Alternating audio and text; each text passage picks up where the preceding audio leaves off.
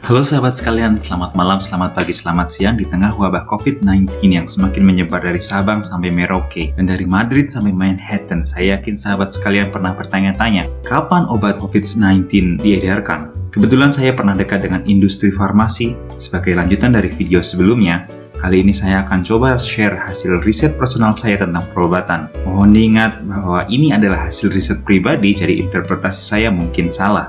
Tapi sumber yang saya pakai saya taruh di kolom deskripsi, jadi sahabat sekalian silakan cek. Langsung saya ke kesimpulan, sayang sekali belum ada zat yang terbukti mencegah dan mengobati COVID-19. Maksud saya di sini sudah ada beberapa zat yang mulai diedarkan seperti remdesivir, tapi khasiatnya masih belum terbukti benar-benar dan penggunaannya masih dalam pengawasan ketat. Ya, penonton kecewa, tapi jangan berputus asa teman-teman. Peneliti, dokter, dan perusahaan farmasi di seluruh dunia sedang berjuang keras untuk menemukan obatnya. Di video kali ini kita akan coba ulas sedikit tentang perjuangan mereka, dan setelah menonton beberapa pertanyaan akan terjawab. Seperti, apa bedanya vaksin dan antivirus? Mengapa obat tidak bisa cepat dikembangkan? Di berita sering terdengar kata obat remdesivir, chloroquine, apakah betul bisa diharapkan? Pertanyaan pertama dan kedua akan saya bahas di video kali ini, dan pertanyaan yang ketiga akan saya bahas di video selanjutnya.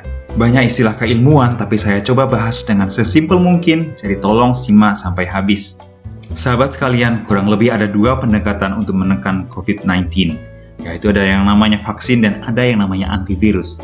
Saya sendiri sebelumnya kurang paham juga, tapi ternyata vaksin dan antivirus itu pada dasarnya sangat berbeda. Vaksin itu adalah zat untuk mencegah virus berkembang di dalam tubuh.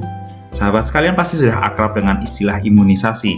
Konsepnya adalah menyuntikkan vaksin ini ke dalam tubuh kita agar tubuh kita lebih kebal terhadap kuman penyakit. Lalu ada antivirus. Ini diminum atau disuntik setelah kita benar-benar terkena penyakitnya. Fungsinya untuk menghilangkan virus dari tubuh kita. Ayo kita mulai dari vaksin. Sahabat sekalian, sayang sekali butuh minimal 1,5 tahun sampai ada vaksin COVID-19 yang muncul. Itu saja kalau prosesnya sudah sangat-sangat lancar. Kenapa bisa begitu? Kita coba lihat cara kerja vaksin. Vaksin ini intinya adalah zat yang memberitahu kepada sistem kekebalan tubuh kita bagaimana cara untuk melawan virus. Waktu virus datang, sistem kekebalan tubuh kita pertama bingung apa yang terjadi. Lalu, dia akan mencari cara untuk menghalaunya. Kalau beruntung, ya virusnya terusir, tapi kalau kekebalan kita kalah, virus akan jadi kuat dan kitanya akan jadi sakit. Jalan keluarnya, pertama kita kumpulkan virus-virus itu di luar tubuh kita, lalu kita buat mereka lemah dulu. Virus yang dilemahkan inilah yang kita sebut dengan vaksin. Kalau virus ini dimasukkan ke dalam tubuh kita, kekebalan tubuh kita akan punya waktu untuk mencari cara mengalahkannya. Dan ketika virus yang sebenarnya akan masuk, tubuh kita akan langsung tahu dan otomatis memberantas si virus. Lalu apa susahnya membuat vaksin? Vaksin ini harus dibuat dari awal karena setiap virus beda karakternya. Lalu para peneliti harus mencari tahu bagaimana caranya melemahkan virus. Mau dibeginikan, atau dibegitukan, atau dibeginikan.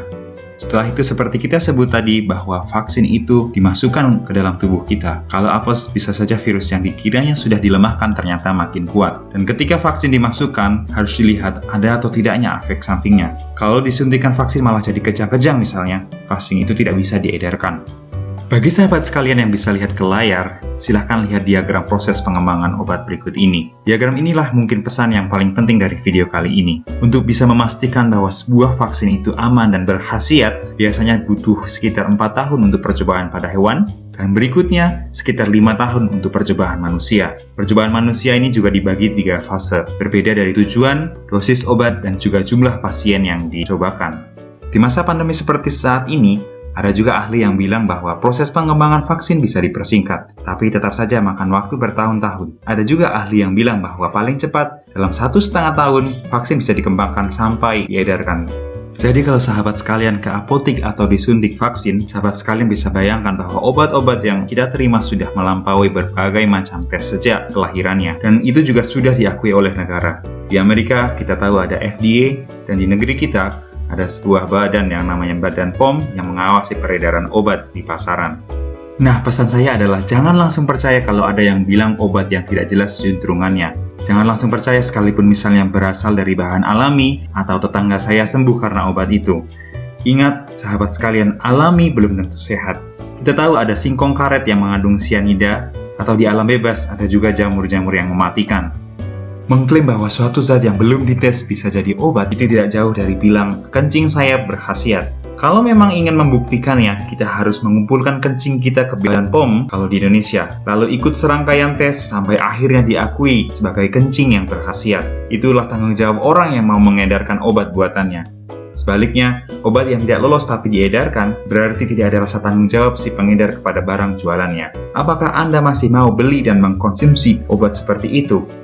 Ngomong-ngomong, Badan Pengawasan Obat dan Makanan atau Badan POM sebagai pihak yang berwenang di Indonesia menyatakan bahwa obat yang telah memiliki nomor izin edar atau NIE BPOM, maka produk tersebut sudah dilakukan evaluasi terhadap aspek keamanan, khasiat, dan mutunya. Selain itu, dalam kehidupan sehari-hari, Badan POM menganjurkan cara kita mengecek obat, sering disebut dengan ceklik, yang merupakan singkatan dari cek kemasan, label, izin, dan kadaluarsa.